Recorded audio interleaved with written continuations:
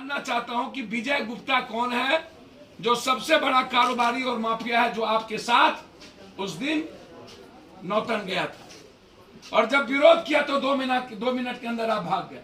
आपके गाड़ी में या तो आप उसके फॉर्च्यूनर में बैठे थे या तो विजय गुप्ता आपके फॉर्च्यूनर में बैठे।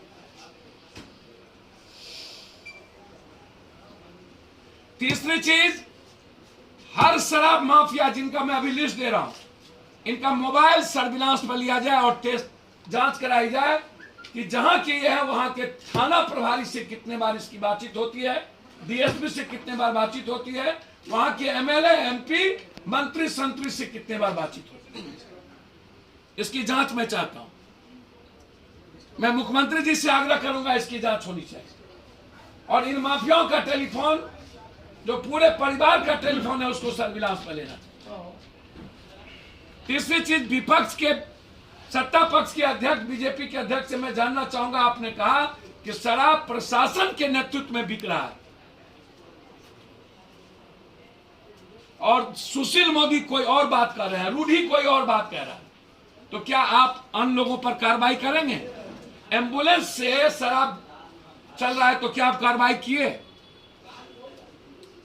और बीजेपी के लगभग बड़े लोग माफिया में हैं, शराब बेचवाते हैं, तो क्या आप उनको कार्रवाई करेंगे?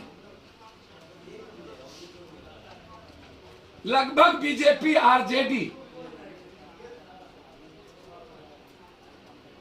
जदयू और अन्य पार्टी के लोग जो नेताओं के साथ गाड़ी चलती है वो या तो अपराधी या तो माफियाओं की चलती है और उसमें ये 3 माफिया 4 माफिया, या तो शराब या तो बालू या तो जमीन या तो ठेका माफिया, जल नल योजना या अन्य योजना वाले, और वही इर्द गिर्द बैठे रहते हैं।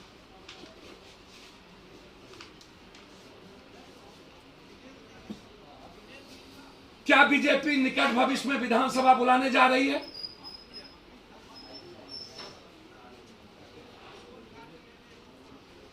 जनता के पैसे का जो टैक्स है, जो लोग लेते हैं, चाहे वो विधायक पालिका हो, कार्यपालिका हो, चाहे न्यायपालिका हो, क्या नीतीश जी की सरकार, एनडीए की सरकार जिम्मेदारी तीनों की तय करेंगे? सबसे पहले जिम्मेदारी तय होनी चाहिए विधायक पालिका की, तब कार्यपालिका की, तब न्यायपालिका, क्योंकि जनता के टैक्स से ही हम अपने बाल बच्चे को जिंदा रखे हुए हैं। फ्री में बिजली लेते हैं, फ्री में पानी लेते हैं, फ्री में घर लेते हैं, फ्री में मजे लेते हैं और जनता को मारते हैं। तो क्या देसी शराब को कंप्लीट रूप से बंद करने के लिए वर्तमान सरकार और विपक्ष एक हैं? हर परिस्थिति में, आम आदमी पे नहीं, जनप्रतिनिधि एक्ट में यदि बार बार चुनाव में अपराध पर बहस है तो जमीन माफिया,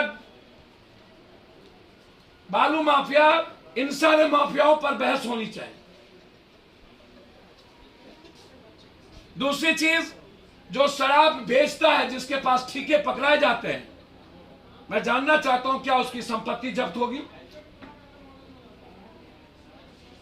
क्या यह पॉलिसी तय होगा कि जो शराब बेचते हैं, जो शराब बेचवाने में पकड़ाते हैं, उनका आधार कार्ड सीज कर लिया जाएगा और उनको सरकारी सुविधा से वंचित कर दी जाएगी? ना तो बिजली, ना तो पानी, ना तो बैंकिंग व्यवस्था। सरकार यदि कंप्लीट रूप से डिटर्मिनेशन है कि मुझे करना है, तो आप आधार कार्ड उस व्यक्ति का छीनिए जो भट्टी चलाता है, जो डेली शराब लाता है, ताकि उनको जनता के पैसे से कोई सुविधा नहीं मिलनी चाहिए, क्योंकि वो जनता की हत्यारी है। आप तय करिए कितने नेताओं की संपत्ति और दरोगा की संपत्ति जांच हुई। इसीलिए पहली जिम्मेदारी जनप्रतिनिधि कानून के तहत और विधायिका के तहत। दूसरा, कार्यपालिका में बहुत क्लियर है, दरोगा के सस्पेंशन से कुछ नहीं होना। 1 साल में वो करोड़पति हो जाते हैं, 1 महीने के सस्पेंड करके 10 लाख रुपया में वो दूसरा थाना ले लेता है। दरोगा, चौकीदार, दफेदार से लेकर के एक्साइज इंस्पेक्टर से लेकर के डीएसपी तक को बर्खास्त किया जाना चाहिए। एसपी, डीआईजी इनको सस्पेंड करना चाहिए, क्योंकि हमाम में शबनम के हैं। बिल्ली को दूध की रखवाली नहीं दी जा सकती। थानेदार कंप्लीट इन्वॉल्व है दारू बेचवाने में, प्रशासन कंप्लीट इन्वॉल्व है दारू बेचवाने में। तो क्या आप 3 महीना के अंदर स्पीडी ट्रायल करेंगे? आज तक ट्रायल नहीं हुआ।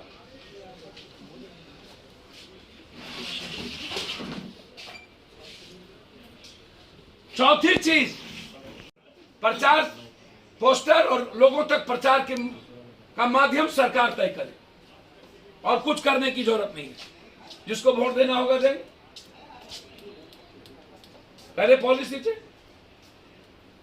और जिनका नाम मैं दे रहा हूं लिस्ट में, ये माफियाओं का लिस्ट, और बिहार के लगभग लोग का लिस्ट में मंगा रहा हूं। कितने पार्टी से लोग? सभी पार्टी के लोग हैं। आरजेडी के एक ही नजर आ रहा है। सर आप देख लीजिए कितने होंगे, अभी तक लिखा ही नहीं गया है। कुछ लोगों का नाम नहीं दिया पार्टी नहीं है पार्टी वाइज, कुछ लोगों का नाम वो भी आपको जाएगा। एमएलसी हैं, आरजेडी के बहुत सारे लोग हैं जो शराब की फैक्ट्री है, बेचवाते हैं। सब आपको पता है, आप लोग जानिए। बीजेपी का लिस्ट दे दिए, इसमें आरजेडी का लिस्ट नहीं। सर मैंने कहा कि जिसका नाम अभी आया उसका लिस्ट में नाम दे दिया मैंने, और जिसके नाम नहीं है उसको मैं दूंगा। बहुत सारे लोग हैं। क्या इनकी जांच होगी? इनकी इंक्वायरी होगी? इनकी संपत्ति जांच होगी? संजय जायसवाल सीधे क्यों नहीं बोलते हैं, दोहरी बात बोलते हैं? भैया ये संजय जायसवाल सुशील मोदी और रूढ़ी से जिसने पूछेगा, हम उनके प्रवक्ता तो है नहीं। पूरी पदाधिकारी शराब बेचवा रहा है तो संजय जायसवाल खुद कह रहा है, और उनकी सरकार है। पहले उन्होंने कहा कि अपराध और अपराधी थाना से चलती है, और थाना मेरा कुछ सुनता ही नहीं है, पहले कह चुकी है। नीतीश पर सीधा नहीं बोलते भैया नीतीश कुमार जी मुख्यमंत्री हैं, सरकार, तो मैं क्या कह दूं? नीतीश कुमार को ही फांसी चढ़ा दो, ये आरजेडी के तरह। नाना का घर ददिहर भी गोपालगंज, बाप का घर भी गोपालगंज। बीन बजाए, कटारा खुला, शराब के पैसे से हेलीकॉप्टर पर बैठे 3 को वोट लेने चलेंगे। कुशेश्वर स्थान गए। मेरा चैलेंज है आरजेडी के नेताओं को, और बहुत दम के साथ, कि जब कुशेश्वर स्थान गए तो रास्ता मुजफ्फरपुर था, मुजफ्फरपुर के शराब पीड़ितों से क्यों नहीं मिले? मेरा चैलेंज है। इसके पहले भी सीवान और गोपालगंज में घटना घटी थी, तब ये शराब में पीड़ितों को आंसू नहीं पहुंचे। इस बार घर भी, ददियार भी, बाप भी वहीं, फिर भी ये गोपालगंज नहीं गए। चुनाव खत्म, 12 करोड़ जनता खत्म। एक कोहबर घर और दूसरा फॉर्म घर। बाप बेटा पंच। चुनाव में वोट मिल ही जाना है।